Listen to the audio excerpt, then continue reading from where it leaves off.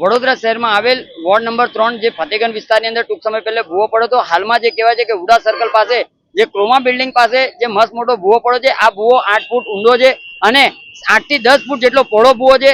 જો કદાચ આ ભૂવાની અંદર પડવાથી કોઈ ગાડીમાં પડવાથી જો કદાચ કોઈનું મૃત્યુ થાય તો તેનો જવાબદાર કોણ? એટલે વડોદરા શહેરના મ્યુનિસિપલ કમિશનર સાહેબ, મેયર સાહેબ, ચેરમેન સાહેબને અમારી ખાસ વિનંતી છે કે જ્યારે વડોદરા શહેરની અંદર મુખ્યમંત્રી આવતા હોય, CR પાટીલ સાહેબ આવતા હોય ને વડોદરા શહેરના નેતાઓને જ્યારે ટકોર કરતા હોય તો ખાસ કરીને વડોદરા શહેરના નેતાઓએ પણ જાગૃત બનવાની જરૂર છે અને અધિકારીઓ જે કામચોર અધિકારીઓ કામ નથી કરતા તેઓને સૂચના આપવાની જરૂર છે।